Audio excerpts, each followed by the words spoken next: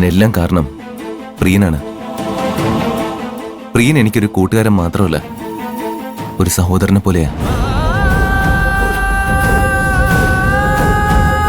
വീട്ടിലേക്ക് തിരിച്ചു പോകുന്ന വിവരം ഞാൻ ആദ്യം വിളിച്ചു പറഞ്ഞത് പ്രിയനെയാ. താങ്ക്സ് ഫോർ എവറിത്തിങ് പ്രിയൻ. എന്തിനാണ് സാർ എന്നോട് താങ്ക്സ് ഒക്കെ പറയുന്നത്? ശരിയാ, സഹോദരങ്ങൾ തമ്മിൽ നന്ദി പറയേണ്ട കാര്യമില്ലല്ലോ അല്ലേ? അപ്പൊ ഓക്കെ, നാളെ കമ്പനിയിൽ വെച്ച് കാണാം. ബൈ. Bye sir. ശരി.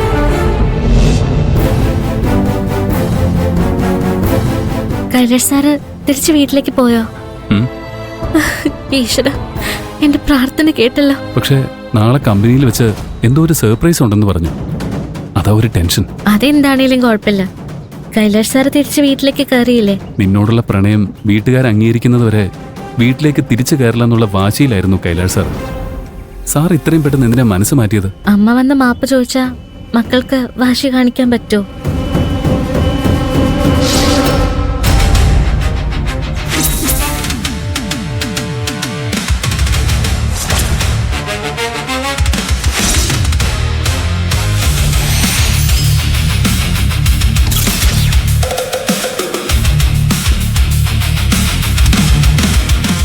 പോവാ മമ്മി.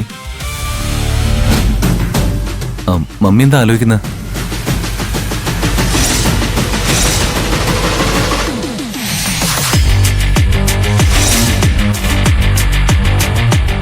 നീ പാർവതിയോട് ഞാൻ കല്യാണത്തിന് സമ്മതിച്ചു എന്ന് പറഞ്ഞോ? ഇല്ല, ചെറിയൊരു ചമ്മല്. നന്നായി. അതെന്താ മമ്മി? മമ്മിക്ക് മനമാറ്റം വല്ല സംഭവിച്ചോ? ഏയ്, അതൊന്നുമല്ല. ഒരുപാട് പ്രശ്നങ്ങൾ നേരിട്ടതിന് ശേഷമല്ലേ നിങ്ങൾ ഒന്നിക്കാൻ പോകുന്നത്. അപ്പോ ആ പ്രണയം സാധാരണ രീതിയിൽ പറഞ്ഞാൽ മതിയോ? നല്ല ഗ്രാൻഡായിട്ട് പറയണം. മമ്മി എന്താ ഉദ്ദേശിക്കുന്നത്?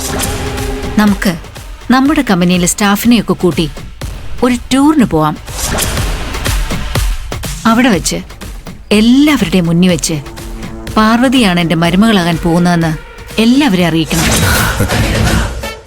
ഞാൻ പാർവതിയെ കമ്പനിയുടെ സ്റ്റാഫിന്റെ മുമ്പിൽ വെച്ച് ഒരുപാട് തവണ അപമാനിച്ചിട്ടുണ്ട്. മാത്രമല്ല, പാർവതി കാശിനു വേണ്ടി നിന്നെ മയക്കിയെടുത്തതാണെന്നൊരു സംസാരവും കമ്പനിയിലുണ്ട്. അതുകൊണ്ട് കൂടെ ജോലി ചെയ്യുന്നവർ പാർവതിയെ ബഹുമാനിക്കണമെന്നില്ല.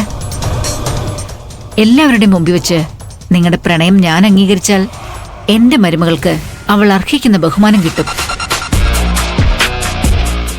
എന്തു പറ്റി മോനെ? ഞാൻ പറഞ്ഞത് നിനക്ക് ഇഷ്ടപ്പെട്ടില്ലേ? ഒരുപാട് ഇഷ്ടപ്പെട്ടു മമ്മി. ഇത്രയും മാറുമെന്ന് ഞാൻ ഒരിക്കലും വിചാരിച്ചില്ല. വൈകിയാണെങ്കിലും മമ്മി എന്റെ മനസ്സ് മനസ്സിലാക്കിയല്ലോ. I am happy for you. ഞാനിത് എല്ലാവരും ഒന്ന് ഇൻഫോം ചെയ്യട്ടെ. പിന്നെ പ്രിയനോട് ടൂറിന് പോകുന്ന കാര്യം മാത്രം പറഞ്ഞാൽ മതി. നമുക്ക് ഇങ്ങനൊരു ഉദ്ദേശമുള്ള കാര്യം പറയണ്ട. അവനത് എന്തായാലും പാർവതിയോട് പറയും. അവൾക്കതൊരു സർപ്രൈസ് ആവട്ടെ.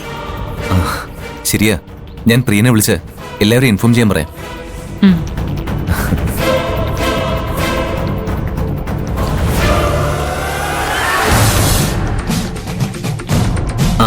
പ്രിയൻ, എല്ലാവരുടെയും മുമ്പിൽ വെച്ച് നിങ്ങൾ തമ്മിലുള്ള കല്യാണം നടത്താൻ പോവുകയാണെന്ന് ഞാൻ പറഞ്ഞാൽ പാർവതിയും പ്രിയനും എന്തായാലും സംസാരിക്കേണ്ടി വരും.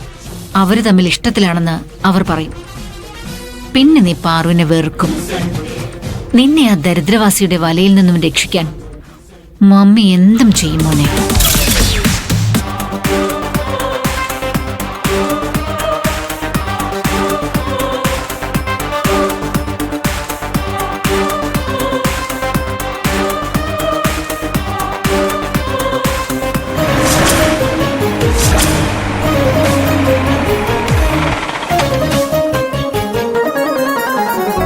വാ വാ, ഇറങ്ങ.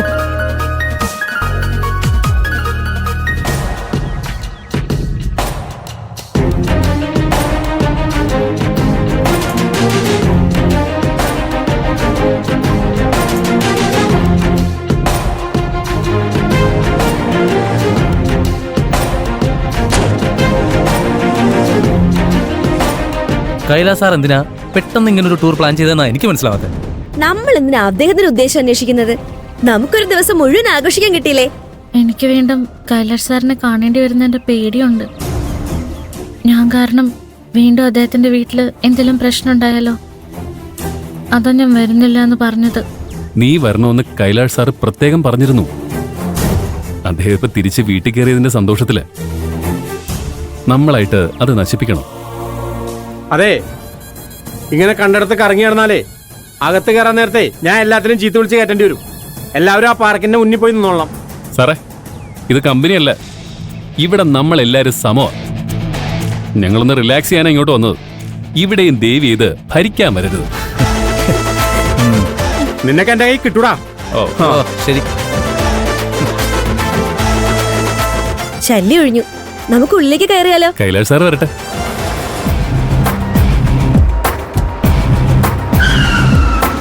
നൂറായി സാർ. ദേ കൈലാസ് സാർ വന്നു.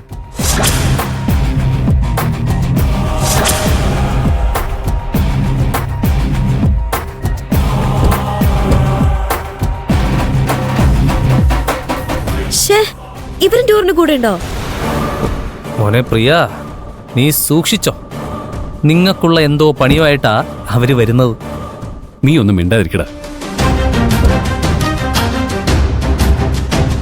വാ. ഹായ് ബാബ്. Hi. Good morning sir. Good morning. Good morning madam. Good morning. Good morning sir. നിങ്ങളെന്താ അകത്ത് കയറാത്തെ? അല്ല, സാറും കൂടി വന്നിട്ട് കയറാന്ന് കരുതി. സുഖാണോ മോളെ?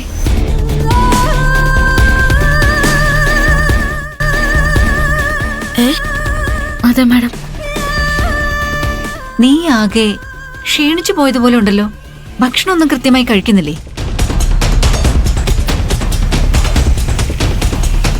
കഴിക്കുന്നുണ്ട് മാഡം. ജോലി തിരക്ക് കാരണം ക്ഷീണം തോന്നിയായിരിക്കും മമ്മി.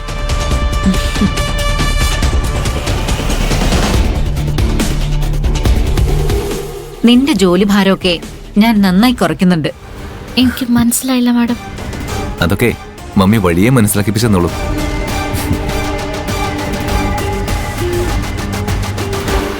സീത മേഡം എന്തൊക്കെ ചെയ്യുന്ന മാഡം? ഇവളിങ്ങനെ തലയ്ക്കെത്തി വെക്കേണ്ട വല്ല കാര്യം ഓർക്കണ്ട. എനിക്കും ഒന്നും മനസ്സിലാകുന്നില്ല. എന്നാ പിന്നെ നമുക്ക് അകത്തേക്ക് കയറാം.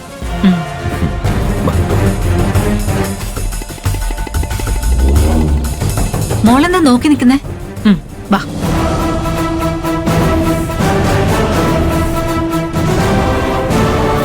ഇതെന്തൊക്കെയാണ് ഇവിടെ നടക്കുന്നത്? സീതാ മാഡം പാറുവിനോട് കുറച്ച് കൂടുതൽ സ്നേഹം കാണിക്കുന്നില്ലെന്നാ എന്റെ സംശയം. അത് വെറും സംശയമല്ല, അവരെന്തോ പ്ലാൻ ചെയ്തിട്ടാ വന്നിരിക്കുന്നത്. നീ പാറുവിന്റെ മീതെ ഒരു കണ്ണു വെച്ചോ. ഇവരും മുക്തയൊക്കെ ചിരിച്ചുകൊണ്ട് കഴുത്തിറക്കുന്ന ആൾക്കാരാ. എന്തായാലും പാറുവിനെ ഒറ്റയ്ക്ക് വിടണ്ട. നമ്മളിൽ ആരെങ്കിലും ഒരാള് എപ്പോഴും അവളുടെ കൂടെ ഉണ്ടാവണം. ശരി, വാ കേറാം.